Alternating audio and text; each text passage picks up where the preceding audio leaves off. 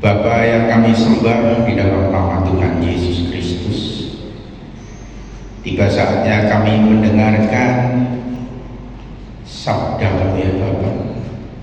Biarlah Engkau yang mengambil alih dengan kuasa dari Roh Kudus, menjernihkan pikiran dan perasaan kami, sehingga kami bisa mengerti apa yang Engkau kehendaki. Terpujilah nama-Mu Bapa senantiasa.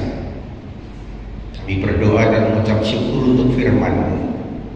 Hanya di dalam nama Tuhan Yesus Kristus, Tuhan dan Juru Selamat kami.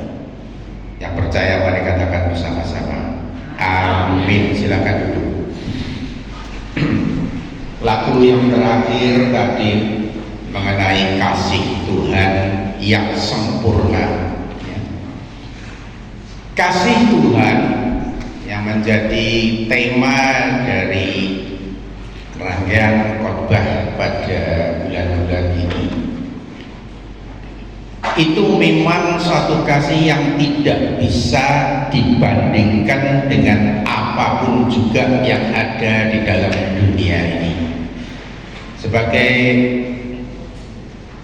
perbandingan ya, marilah kita lihat bagaimana kasih Tuhan itu dari satu ayat dari Perjanjian Lama, karena kasih Tuhan itu sudah mulai dari dahulu sampai sekarang dan tidak pernah berhenti. Kita buka dari kitab Yeremia pasal yang ke-31, ayatnya yang ketiga, satu ayat saja. Maaf ya, kelihatannya sedang ada gangguan pada komputernya, tapi saya akan bacakan aja pelan-pelan di sini. Yeremia 31 ayat yang ketiga. Dari jauh Tuhan menampakkan diri kepadanya. Aku mengasihi engkau, kata Tuhan, dengan kasih yang kekal. Sebab itu aku melanjutkan kasih setiaku kepadamu. Tuhan mengatakan bahwa kasihnya itu kekal dan dia akan melanjutkan sampai kapanpun juga. Sampai saat ini kasih Tuhan itu tetap sama. Dan kasihnya itu sempurna. Kalau diselidiki ada yang pernah dibacakan juga oleh para rekan dan para pendeta yang sering dikatakan bahwa kasih Tuhan itu tidak bisa dibeli dengan apapun juga. Tuh, kok bisa dibeli? Bisa. Di dunia ini ada toh yang berjual beli kasih, ada ya. Saudara-saudara tahu semua. Kalau dikasih sesuatu, wah mendapat kasih. Kalau tidak diberi sesuatu, kasihnya nggak ada. Nah, juga kasih itu tidak bisa dipikirkan atau dirasakan atau dibayang-bayangkan bagaimana, karena begitu besar kasih itu melingkupi kita semua. Manusia kadang-kadang heran seberapa besar sih kasih Tuhan. Kasih Tuhan itu tidak bisa diterima atau misalkan dengan apa? Oh, pelayanan mendapatkan kasih Tuhan, pemberian, persembahan, semua itu tidak bisa membeli kasih Tuhan. Sekali lagi, yang perlu diingat, kasih Tuhan itu tidak bisa dibeli dengan apapun juga. Jadi jangan berusaha membeli kasih Tuhan. Kasih Tuhan hanya bisa kita dapatkan dengan satu cara, yaitu pertobatan. Siapa yang bertobat mengasihi Tuhan, itu Tuhan akan mengasihi dia. Kita lanjutkan ya, tapi poin pertama kita tahu kasihnya itu kekal. Itu di dalam Perjanjian Lama dari kitab Yeremia. Nah, dari kitab Perjanjian Baru ada satu ayat yang sangat-sangat terkenal di dalam 1 Korintus 13 ayat yang ke-13. Saya bacakan di sini ya, 1 Korintus 13 ayat ke-13. Demikianlah tinggal ketiga hal ini, yaitu iman, pengharapan, dan kasih, dan yang paling besar diantaranya ialah kasih. Saudara-saudaraku, kita hidup dengan iman, kita hidup dengan pengharapan, tapi kasih itu yang tetap yang terbesar. Kenapa demikian? Karena kasih itu merupakan perwujudan daripada Allah sendiri. Kita sudah tahu bahwa Allah itu adalah kasih, bahwa siapa yang tidak ada di dalam kasih dia tidak mempunyai Allah. Itu semua ayatnya banyak sekali. Di dalam perjanjian baru ini kasih itu dibahas demikian rupa sehingga komplit semuanya ya, bahwa kasih itu sebetulnya merupakan perwujudan dari Allah sendiri atau Kristus Yesus sendiri. Allah itu adalah kasih. Saudara-saudaraku, sekarang kita tahu bahwa kasih itu adalah Allah sendiri dan kasih itu adalah yang terbesar. Nah, kita lanjutkan. Kalau ada kasih itu ada apa? Ada kasih itu ada kuasa yang luar biasa. Di dalam kasih Tuhan Yesus itu ada kuasa yang tidak terbatas, tidak bisa dibatasi atau disempitkan dengan apapun juga. Dia itu selalu bisa mengatasi segala sesuatu, karena dia dikatakan dia adalah yang terbesar. Kalau dikatakan hanya tinggal 3 tadi, iman, pengharapan, dan kasih, kasih yang terbesar, dan dia itulah yang paling diutamakan. Dialah Kristus Yesus sendiri. Saudara-saudaraku, kita sudah tahu, kita sudah mempelajari, iman sebesar apapun juga tanpa kasih tidak ada gunanya. Mempunyai segala macam bahasa yang bahkan mengerti bahasa malaikat, tidak mempunyai kasih juga tidak ada gunanya. Punya iman yang bisa memindahkan gunung pun ya tidak ada gunanya katanya, kalau tidak mempunyai kasih. Karena tanpa Yesus kita ini sebenarnya tidak ada apa-apanya. Kita lanjutkan. Kuasanya tidak terbatas, tetapi kuasa dari kasih itu berkaitan dengan kasih. Tidak ada kasih, tidak ada kuasanya. Ada kuasa, tidak ada kasih, tidak ada kasih, tidak ada kuasa. Itu semuanya hukum yang satu menjadi satu bolak-balik. Tidak bisa dipisahkan. Kalau saudara mencari kuasa Allah, saudara harus mempunyai kasih dulu atau mencari kasih Tuhan lebih dulu. Kita tidak usah ulang lagi ya, khotbah beberapa waktu yang lalu saudara tahu Allah itu mengasihi kita, dan kita sebaliknya adalah taat pada perintah-perintahnya. Itu berarti mengasihi Tuhan, dan kasih Yesus ada di dalam saudara semua, dan kuasanya ada di dalam kita. Nah, itu permulaan ya. Nah, sekarang kita masuk di dalam pokok pembicaraan yang sebenarnya. Kita masih sering bertanya-tanya, apa sih kuasa dari kasih itu apa? Kalau judulnya dalam bahasa Inggris ada The Power of Love ya. Kita bahasa Indonesianya santai aja. Kuasa atau kasih itu sampai di mana? Saudara-saudaraku, saya rangkumkan ada 4 ya hal yang menunjukkan perwujudan dari kuasa dari kasih itu. Yang pertama adalah memberi kekuatan di dalam penderitaan.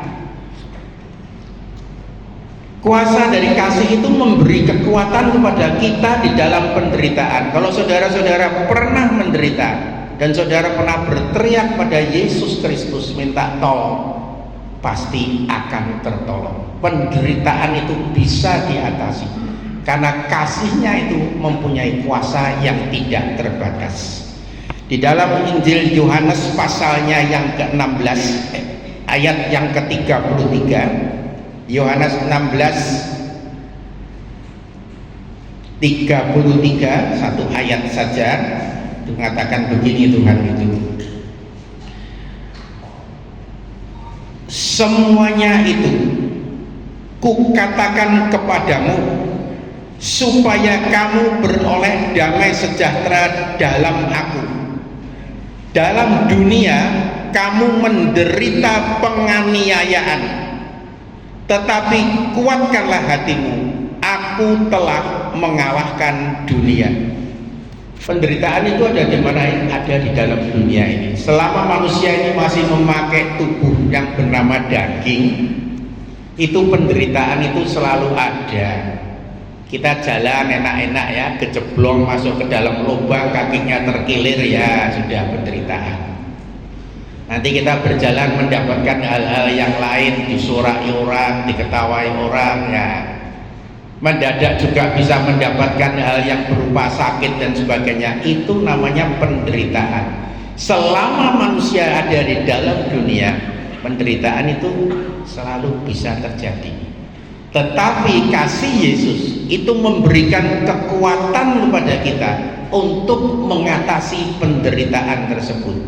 Sehingga Tuhan Yesus mengatakan, aku sudah mengalahkan dunia.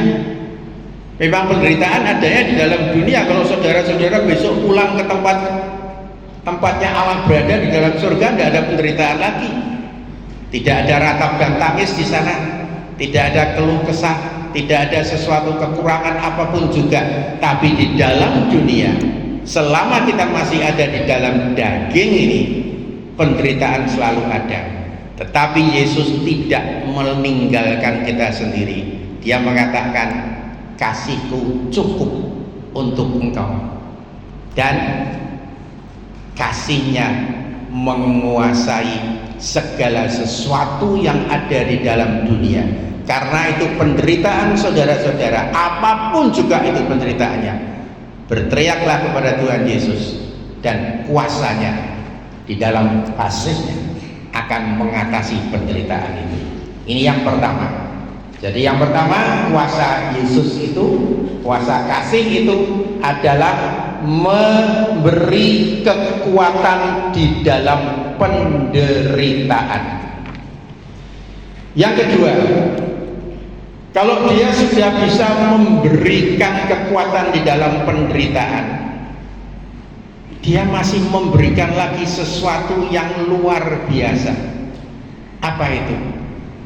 Memberi kekuatan untuk percaya dan bisa mengalami hal-hal yang melampaui segala akal. Saudara mungkin mengatakan, kenapa kok itu? Ya, pengertian bahwa kuasanya itu melampaui segala akal. Karena akal manusia itu sangat terbatas. Akal manusia itu mempunyai batasan, dan seringkali kalau kita terbatas dengan akal kita, dengan pengetahuan kita, maka kita tidak bisa mendapatkan kuasa atau kasih Yesus. Yang membatasi siapa? Ya kita sendiri. Sebagai contoh, ketika Tuhan Yesus ada di kota Nazaret, dia heran tidak bisa melakukan banyak mukjizat, hanya bisa melakukan kesembuhan yang kecil-kecil. Kenapa? Karena orang-orang di Nazaret itu mengenal Tuhan Yesus mulai dari kecil. Dari bayi mungkin mereka melihat jadi anak-anak, oh kemudian sekarang dewasa, sekarang umur 30 menjadi nabi. Tapi pandangan mereka itu terhadap Tuhan Yesus itu, ini adalah orang kecil, ini adalah orang biasa, ini adalah sama dengan anak saya, misalkan umurnya sama karena dia lebih tua. Jadi tidak lagi mempercayai Yesus adalah Tuhan dan Juru Selamat. Dan tidak ada satupun terjadi mujizat di kota Nazaret. Kalau saudara-saudara di sini pandangannya sama dengan orang Nazaret, ya aku kan jemaat biasa, aku tidak punya pengertian yang banyak mengenai Alkitab. Tuhan Yesus ya mungkin belum menolong, nanti. Waduh, ada satu teori yang mengatakan begini, kalau nanti engkau mempunyai pandangan yang hebat, pandangan yang luas, engkau bisa mengerti Alkitab, hafal Alkitab, wah itu berarti engkau dekat dengan Tuhan. Saudara-saudaraku, sekali lagi, itu adalah cara yang tidak tepat. Saya tidak katakan salah ya, tidak tepat. Karena Yesus itu bukan melihat otak kita, tapi Tuhan itu melihat hati kita. Kalau hati kita ini sudah benar-benar bertobat, dan hati kita ini benar-benar tahu Dia adalah Allah yang luar biasa, Allah yang maha tahu dan maha kuasa, maka kita baru mempunyai kuasa untuk bisa mengalami hal-hal yang mujizat-mujizat, yang aneh-aneh, yang luar biasa pertolongan Tuhan. Sebagai cerita dan sebagai kita flashback kembali, kita buka aja di dalam 2 Tawarikh. Sayang di sini tidak ada komputernya, tidak apa-apa. Di dalam 2 Tawarikh 17, 2 Tawarikh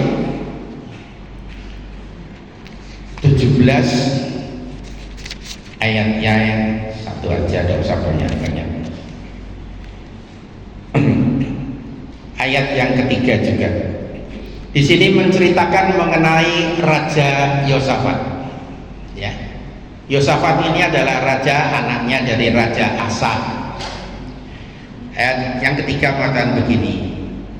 Dan Tuhan menyertai Yosafat karena ia hidup mengikuti jejak yang dahulu dari Daud bapak leluhurnya dan tidak mencari Baal-Baal.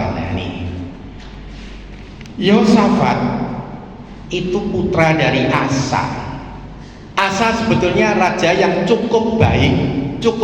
Saya katakan cukup baik, tidak terlalu baik, cukup baik. Baiknya apa? Pada waktu Asa menjadi raja, di situ tuh banyak berhala-berhala, banyak kuil-kuil persembahan, dan di situ banyak hal-hal yang jelek-jelek terjadi, yang tidak pantas dikatakan. Sebagai contoh ya, waktu zamannya Raja Asa itu, di dalam kuil-kuil penyembahan Baal itu ada yang namanya pelacuran bakti. Loh, aneh ya, pelacuran kok bakti. Nek bakti sosial itu jelas ya, tapi zaman dulu itu aneh. Mereka menyembah dewa-dewa, menyembah Tuhan-Tuhan Allah mereka. Kemudian di situ itu ada banyak wanita-wanita yang tinggal di dalam kuil-kuil mereka. Kuil-kuil ini diisi dengan wanita-wanita. Apa sih tugasnya wanita? Ini pelacur. Kalau ada orang dari luar itu, jemaat yang berdoa di kuil itu, mereka bisa milih itu wanita itu. Ya ini namanya pelacuran, tapi itu dikatakan pelacuran bakti karena ada di dalam kuil penyembahan, dan itu merupakan ritual mereka, ritual yang tetap berjalan dari zaman dulu ada, sekarang ya mungkin ada. Kalau sekarang mungkin bayarnya pakai duit tadi, tapi kan di sana enggak. Mereka berdoa pada Baal itu, kemudian mendapat ya namanya mendapat hadiah, itu gimmick ya, jangan sampai ada dari kita. Lah itu Raja Asa itu tahu itu adalah sesuatu yang tidak baik dan dia menghapuskan itu. Loh, cukup baik ya. Tapi sayangnya Asa ini tidak terlalu percaya pada kuasa Tuhan. Ketika dia mendapat serangan dari musuh, sudah baca sendiri di dalam 2 Tawarikh ya, nggak sempat nanti kalau di sini cuma semua. Ketika Asa diserang oleh musuh, dia minta bantuannya kepada raja-raja yang lain. Dikasih uang, dikasih emas supaya melawan musuhnya itu. Dan itu tidak disenangi oleh Tuhan. Tapi Yosafat ceritanya lain. Di dalam 2 Tawarikh 20, saya bacakan sekarang kan ini penting ya. 2 Tawarikh 20 mulai dari ayat yang ke-1. Setelah itu Bani Moab dan Bani Amon datang berperang melawan Yosafat bersama-sama sepasukan orang Meunim. Jadi ini Bani Amon dan Bani Moab itu datang. Mereka adalah jago perang katanya. Di situ disebutkan Moab itu tukang bertempur, tukang perang ya, hidupannya seperti setengah barbar ya. Dan mereka menyerang Yosafat. Yosafat sempat takut. Tapi Yosafat itu adalah orang yang percaya kepada Tuhan. Kita baca di dalam ayat ketiga. Yosafat menjadi takut, lalu mengambil keputusan untuk mencari Tuhan, yang menyerukan kepada seluruh Yehuda supaya berpuasa. Nah, Yosafat beda dengan Asa. Asa bisa membersihkan berhala-berhala dari pelaturan bakti dan sebagainya, disenangi Tuhan tapi tidak mempercayai Tuhan. Nah, dia tidak mempunyai kuasa kasih Yesus untuk percaya kepada pertolongannya yang mujizat. Yosafat minta kepada Tuhan. Singkat cerita, Ketika itu Tuhan juga mengatakan kepada Yehosafat, ya sudah, maju aja kamu, nanti aku yang berperang untuk kamu. Bahkan Yehosafat itu tidak membunuh satu orang pun dari Bani Moab atau Bani Amon, tapi seluruh tentaranya Bani Awad dan Bani Amon itu mati sendiri, saling membunuh sendiri. Mereka tidak tahu apa yang terjadi, tapi mereka melihat temannya sebagai musuh, sehingga habis-habisan terbantai dengan sendirinya. Ini kalau saudara nanti baca di dalam 2 Tawarikh, itu luar biasa dan sangat mengerikan. Karena apa? Ketika Yehosafat itu turun untuk maju, untuk melihat apa yang terjadi dengan musuhnya itu, maka bangkai-bangkai Bani Moab dan Bani Amon itu tumpuk-tumpuk, dan barang-barang yang dijarah dari mereka itu oleh orang-orang Yehuda itu 3 hari 3 malam gak habis-habis. Yang perang siapa? Yang perang Tuhan.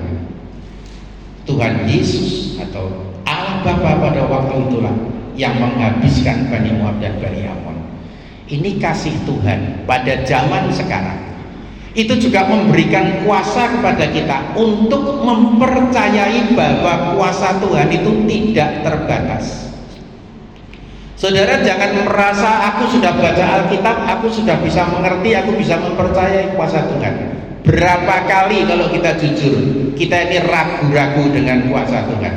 Kalau bukan kasih Tuhan yang memelihara kita, kepercayaan kita juga bisa naik dan bisa turun. Tapi kalau saudara tetap berpegang pada Yesus Kristus, percaya dan penuh dengan pertobatan takut akan Allah, maka saudara akan mempunyai kuasa untuk tetap mempercayai bahwa Tuhan itu adalah Tuhan yang sanggup menolong kita. Itu kuasa kedua. Jadi sekarang kita lanjutkan sekarang. Kita tahu ya, jadi berlakulah seperti Yehosafat, taat pada firman Tuhan, dan kuasa itu akan ada di dalam saudara, bisa mempercayai dan bisa mengalami pertolongan, tidak seperti orang-orang dari Nazaret.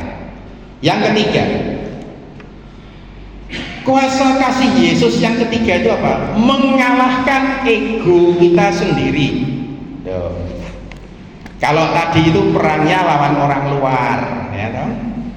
Tapi sekarang mengalahkan ego kita sendiri. Itulah kuasa kasih Yesus yang ketiga yang saya catat. Ego atau diri kita sendiri ini itu adalah sesuatu yang unik. Manusia itu paling sering membela dirinya sendiri. Amin atau tidak? Kalau kita mengalami kesalahan, kita pasti bilang, ya salahnya bukan di tempat saya saja. Kita semua mengalami itu. Tidak ada seorang pun yang mau disalahkan atau dianggap salah. Kalau mau mengakui pun kadang-kadang masih membela diri. Nek saya 100 ya dibikin 50 saja, ya. Yang 50 jatuh ke tempat orang lain. Saudara-saudaraku, kalau itu terjadi, saudara belum menguasai kuasa Yesus yang ketiga. Kasih Tuhan itu mempunyai kuasa untuk mengalahkan ego kita sendiri. Kita buka di dalam surat Galatia pasalnya yang kedua, ayatnya yang ke-20 dan ke-21 ya, 20 aja. Galatia 2:20. Namun aku hidup, kata Paulus, tetapi bukan lagi aku sendiri yang hidup, melainkan Kristus yang hidup di dalam aku. Dan hidupku yang kuhidupi sekarang di dalam daging adalah hidup oleh iman dalam Anak Allah yang telah mengasihi aku dan menyerahkan dirinya untuk aku. Ayat ini satu aja, tapi isinya dalam sekali. Kita bedah satu-satu. Paulus mengatakan dia hidup.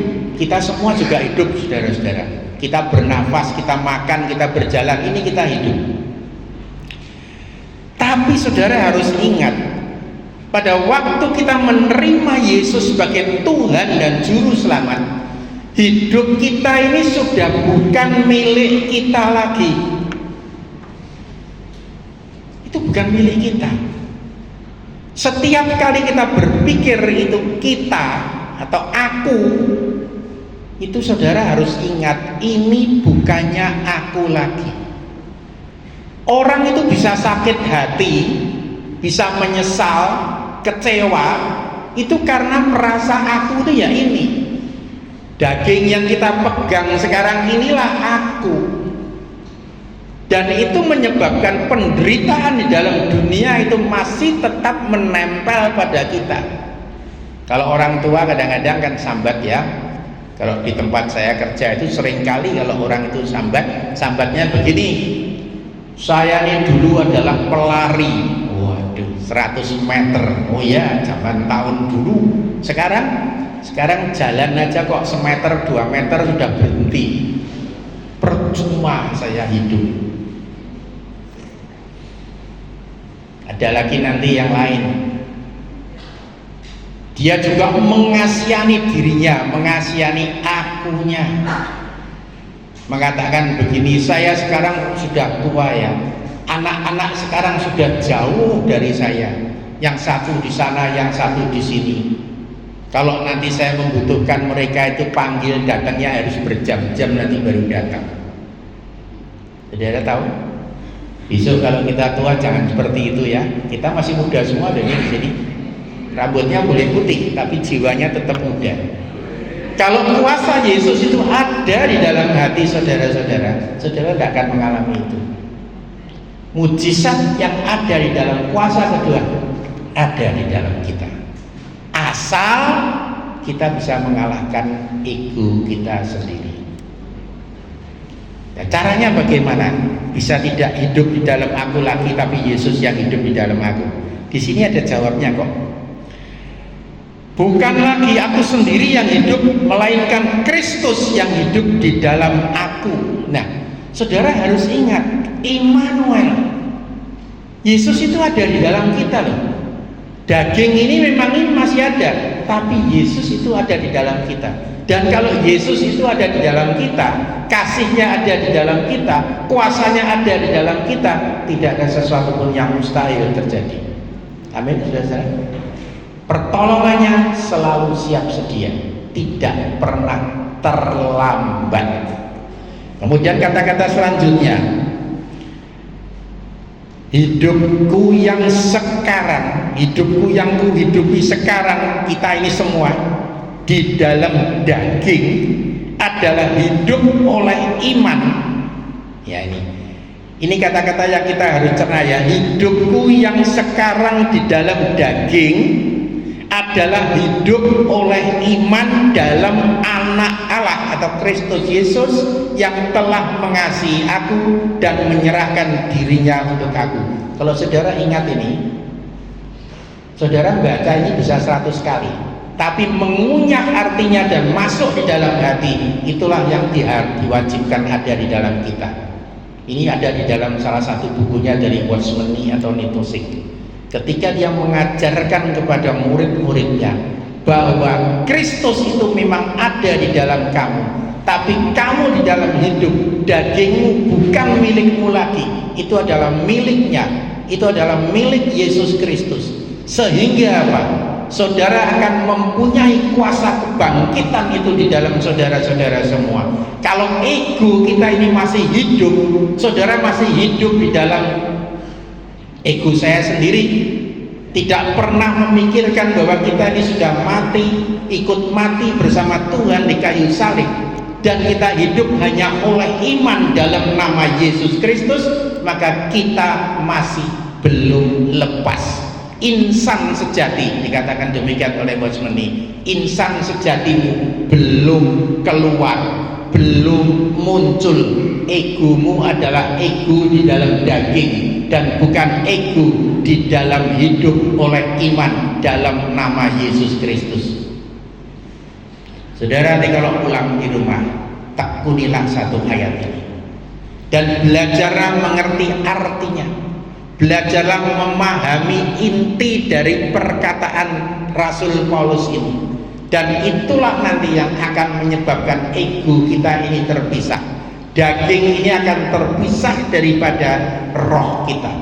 Sehingga dikatakan engkau menjadi insan yang sejati di dalam kebenaran oleh iman dalam nama Yesus Kristus Tuhan kita. Amin. Jangan menyerah. Nanti pada waktu menekuni satu ayat ini, saudara akan merasakan ada suatu hambatan dari dalam. Dari mana? Dari daging kita. Setiap kali kita mengatakan ini adalah milik Yesus Kristus, yang itu mengatakan ini kamu sendiri. Nanti kalau kita dihina oleh seseorang, mendapatkan sakit hati dari orang luar, kita mungkin melawan. Tidak, Tuhan, aku sudah dibeli, badanku ini sudah kau bayar sampai lunas, aku bukan milikku lagi. Tapi suara yang gelap tadi mengatakan kamu yang disakiti, buktinya dagingmu sakit. Saudara-saudaraku, inilah perlawanan kita pada kuasa daging. Kuasa kasih Kristus dengan kuasa daging itu selalu bertentangan. Tapi Yesus tadi mengatakan apa? Aku sudah mengalahkan dunia. Jadi segala sesuatu yang ada di dalam dunia ada di bawah kasih Yesus dan kuasanya. Dan bahkan roh-roh yang lain tidak ada satupun yang bisa mengalahkan Tuhan. Karena roh di dalam kita lebih besar dari semua roh di dalam dunia. Amin. Kita lanjutkan. Kalau kita sudah tahu bahwa kuasa kasih Yesus atau kuasanya itu bisa mengalahkan ego kita sendiri, yang keempat, yang luar biasa, kuasa kasih Yesus mengalahkan maut. Saudara tahu di dalam ayat di dalam surat Roma ya, bahwa sengat maut sudah hilang, kuasa maut sudah dikalahkan. Tapi sebagai ayat pegangan kita buka di dalam Yohanes pasal yang ke-17. Yohanes pasal 17 ayat yang ketiga. Yohanes 17 ayat 3. Ini kata-kata Tuhan Yesus sendiri. Kalau di dalam Bible KJV yang baru itu semua juga warnanya merah nih ya. Sama seperti engkau telah memberikan kepadanya kuasa atas segala yang hidup, demikian pula ia akan memberikan hidup yang kekal kepada semua yang telah engkau berikan kepadanya. Saudaraku, ini ayat kedua dan ayat ketiga. Ini tadi ayat kedua ya, ketiga inilah yang penting. Karena disinilah letaknya, tapi kita harus baca ayat kedua supaya kita tahu nanti di rumah. Yang ketiga mengatakan begini, inilah hidup yang kekal itu, yaitu bahwa mereka mengenal engkau satu-satunya Allah yang benar, dan mengenal Yesus Kristus yang telah engkau utus. Semuanya yang sudah mengenal Bapa di surga melewati Yesus Kristus dan percaya Dia adalah Tuhan dan Juru Selamat, saudara mendapatkan hidup yang kekal. Di dalam ayat yang kedua tadi itu adalah satu prolognya ya. Jadi waktu kita Dia memberikan semuanya itu kepada semua yang telah Kau berikan kepadanya. Jadi Dia diberikan kepada Tuhan dan Tuhan itu yang memberikan kepada kita. Kalau kita pegang ajalah ayat yang ketiga, itu hidup kekal itu hanya percaya kepada Tuhan Yesus Kristus. Itu adalah hidup yang kekal. Jadi orang yang tidak mempercayai Yesus Kristus Tuhan itu adalah Tuhan dan Juru Selamat, mereka tidak mempunyai hidup yang kekal. Saudara-saudaraku, kita ini mempunyai hidup yang kekal. Jadi tidak ada istilah mati sebenarnya di dalam kita. Yang mati adalah daging yang tadi. Kalau daging mati ya sudah. Tetapi kita itu langsung masuk di dalam kerajaan Allah yang hidup. Dan itu adalah kebenaran yang dicari oleh semua orang di dunia ini sebenarnya. Mereka itu ingin supaya hidup sejati, hidup kekal, hidup selama-lamanya. Tapi mereka melewatkan apa yang diberikan oleh Yesus Kristus secara gratis kepada kita. Maka di dalam Yohanes 17 pasal yang ketiga ini hanya ditekankan satu kata. Hidup kekal itu adalah bila mengenal Engkau satu-satunya Allah yang benar Bapa di sorga, dan mengenal Yesus Kristus yang telah Engkau utus. Padahal kita tahu di dalam Alkitab ini Yesus dan Bapa adalah satu. Saudara termasuk orang yang paling berbahagia karena saudara mempunyai hidup yang kekal itu. Jangan khawatir dengan apapun juga, baik sakit atau mungkin mati, karena tidak ada kematian di dalam anak-anak Tuhan yang sejati ya. Saya katakan tidak ada kematian dalam anak-anak Tuhan yang sejati. Anak Tuhan yang sejati hidupnya kekal. Nah, 4 hal tadi adalah kuasa dari Kristus Yesus. Cuma diulang sebentar aja. Yang pertama memberi kekuatan di dalam penderitaan, yang kedua memberi pengertian dan juga kemampuan untuk bisa mempercayai bahwa kuasanya itu melampaui segala akal. Yang ketiga menaklukkan ego kita sendiri, kedagingan kita sendiri. Yang keempat mengalahkan maut, karena hidup kekal berarti tidak ada lagi maut. Sangat maut sudah tidak ada lagi. Saudara-saudaraku, kalau cerita mengenai kuasa dari kasih Yesus enak, tapi kita masuk ke dalam bagian yang terakhir, dan inilah yang sebenarnya justru menjadi terpenting, karena ada hal-hal yang bisa menyebabkan kita tidak bisa menerima kasih Yesus. Karena kita mempunyai musuh, dan musuh itu tidak pernah berhenti menyerang kita. Ini adalah satu hal yang memang harus terjadi, tapi jangan takut karena Yesus sudah mengalahkan dunia. Kita buka dari surat 1 Yohanes pasal yang kedua,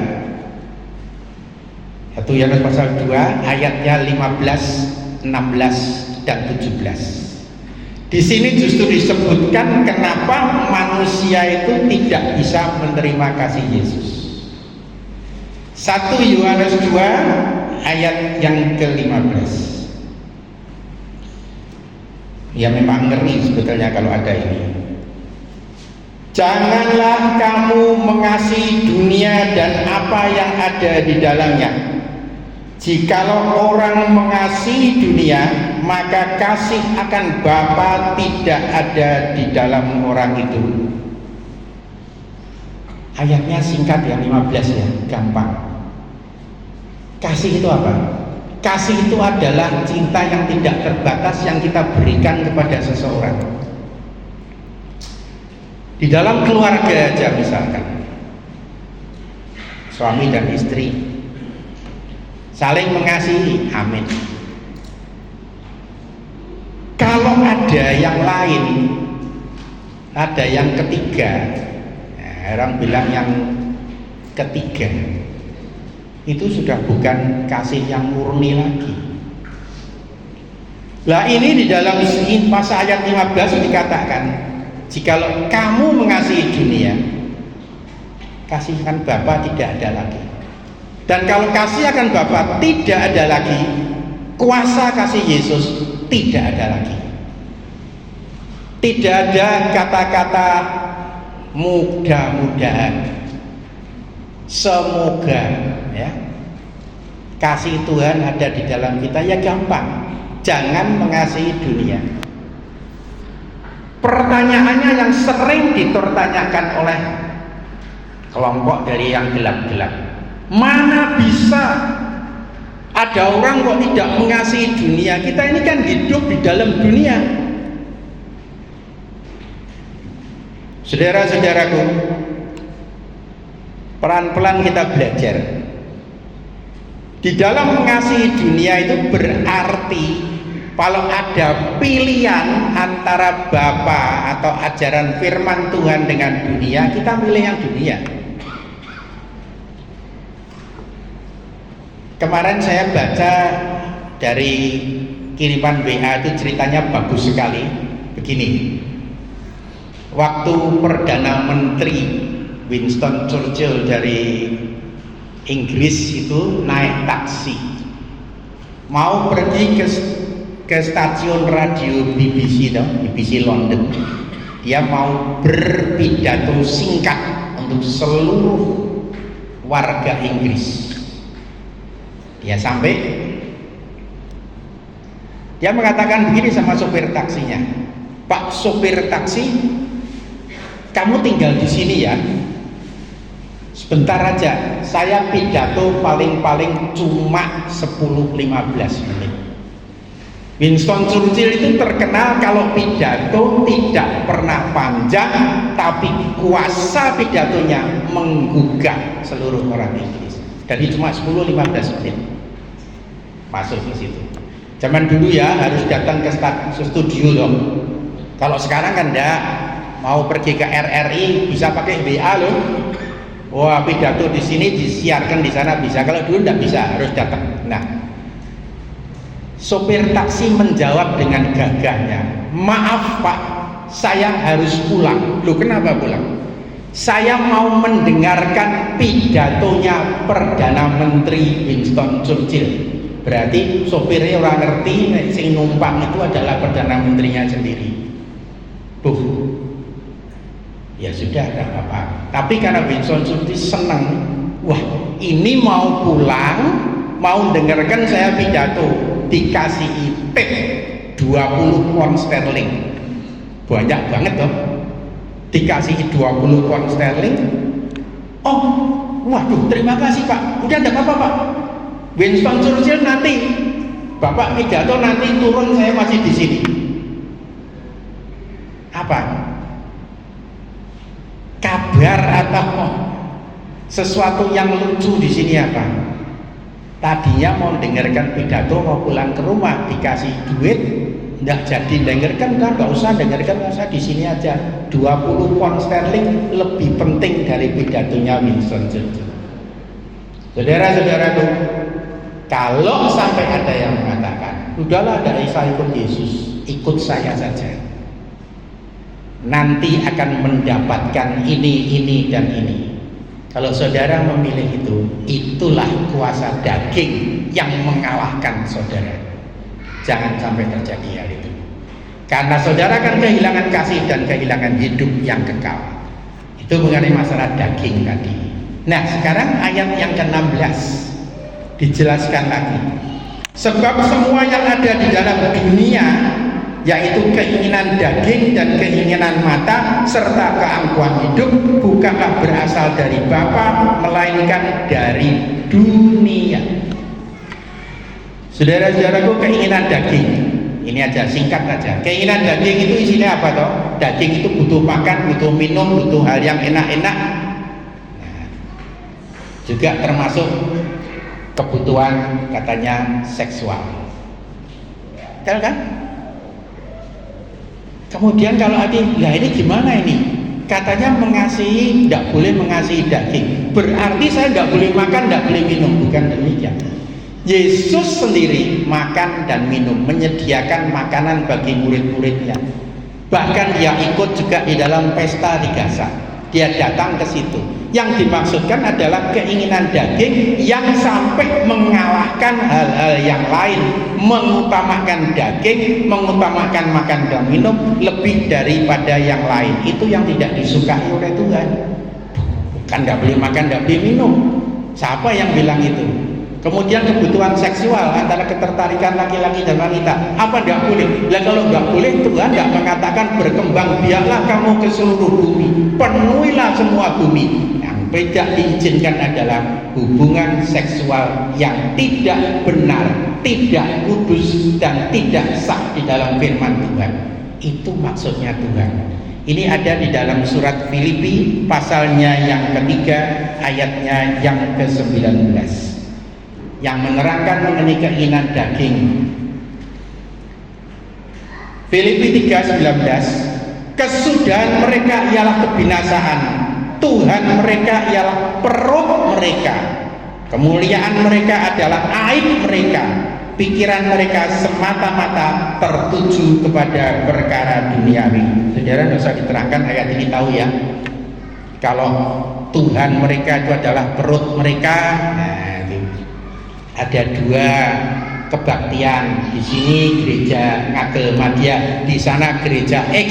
Kalau di sini gereja Ngagel Madya paling-paling dapat minum di sana. Kalau di gereja X itu makan besar loh. Waduh, nanti habis dari sana itu langsung masuk ke tempat meja makan yang besar. Milih mana? Ya kalau di sini ya di sini, oh jemaat sini ya jemaat di sini. Wah, tapi di sana ada. Nah, berarti Tuhannya bukan di Tuhan, tapi di perut. Bila kau dikatakan kemuliaan mereka adalah aib mereka, kenapa? Ya korupsi tapi bangga. Saya sekarang mobilnya baru, wah hebat toh, bangga dengan aib mereka. Padahal ini hasilnya dari mencuri.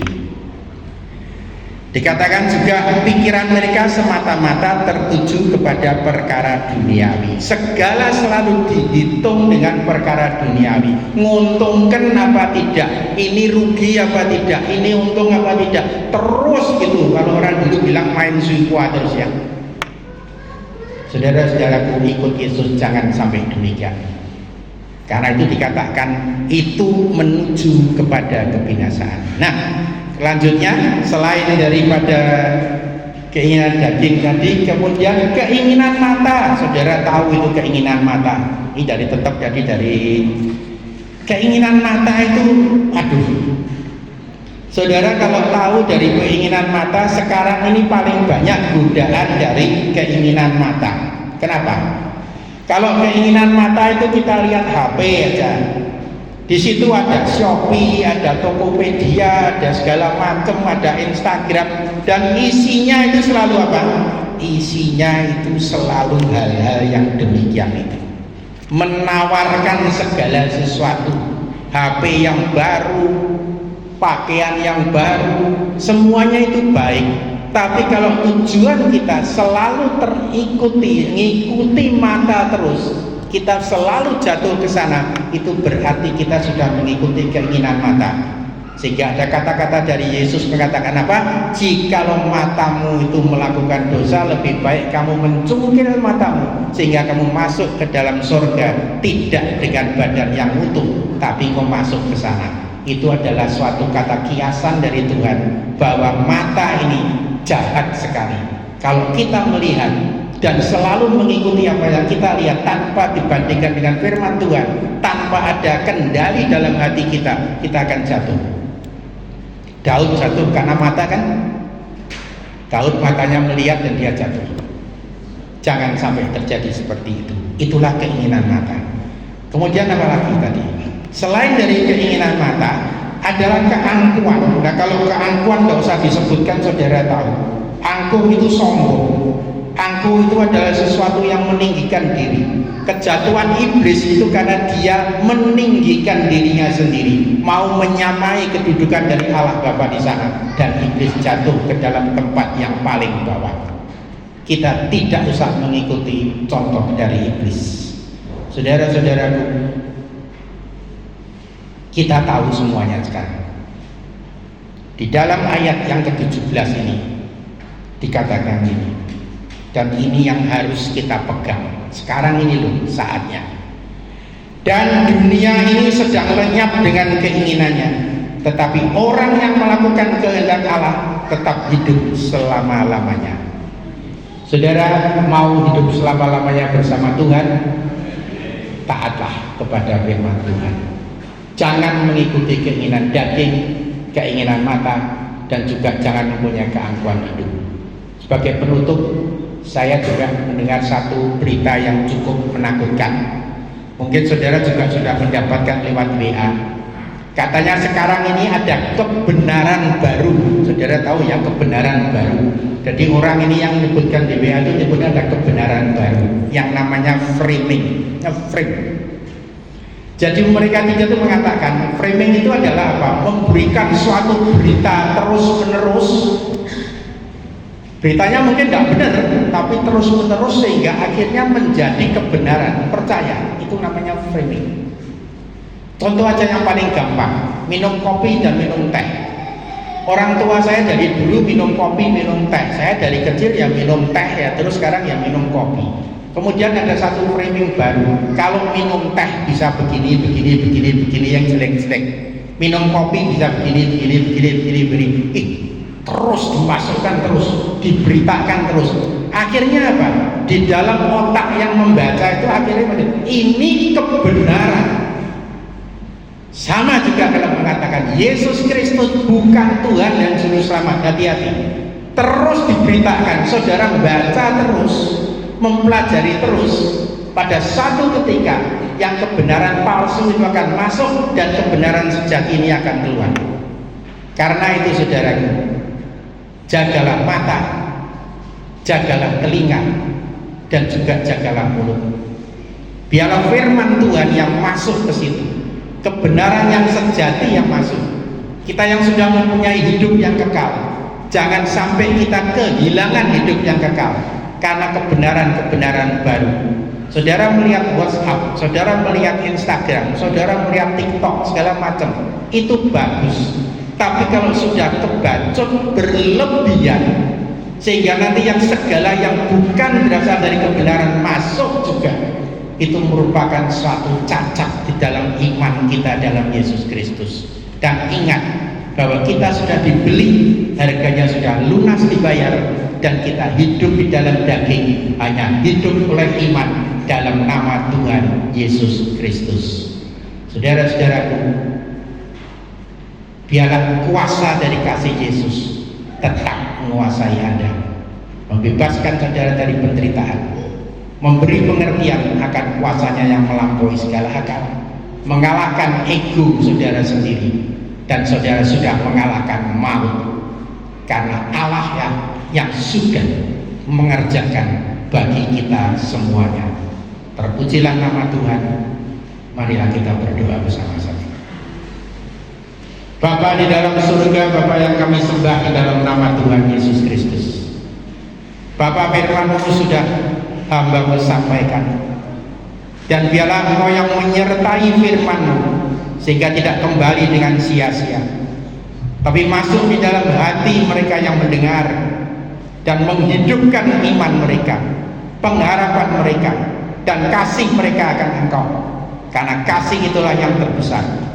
Dan di dalam kasih itu ada kuasa-Mu yang tidak terbatas, kuasa-Mu yang Engkau berikan kepada kami semua anak-anak Tuhan, bahwa kami sanggup mengatasi semua penderitaan di dunia ini. Kami mempunyai kesanggupan untuk mempercayai hal-hal yang ajaib yang Kau berikan, seperti Yosafat mempercayai Engkau.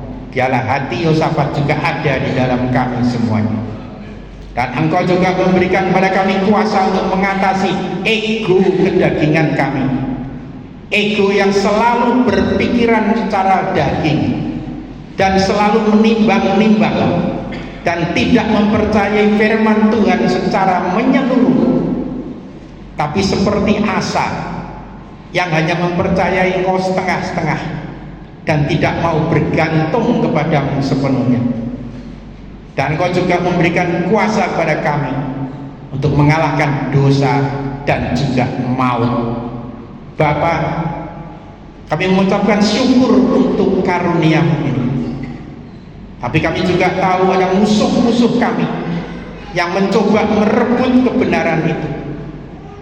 Musuh yang selalu membesar-besarkan keinginan daging, keinginan mata, dan juga membesar-besarkan hal-hal yang lain yang bukan merupakan kebenaran, dan menimbulkan keangkuhan di dalam hidup kami. Bapa, jauhkanlah kami dari semuanya itu. Kuasa-Mu yang sudah kami terima menghapuskan semua yang jahat dari kami. Dan biarlah pertobatan kami menjadi pertobatan yang sejati, yang tidak pura-pura atau setengah-setengah. Di dalam nama Tuhan Yesus Kristus, dimeteraikanlah firman di pagi hari ini. Terpujilah namamu Bapa. Dalam nama Yesus Tuhan dan Juru Selamat kami berdoa dan mengucap syukur. Saudaraku yang percaya, mari katakan bersama-sama, amin.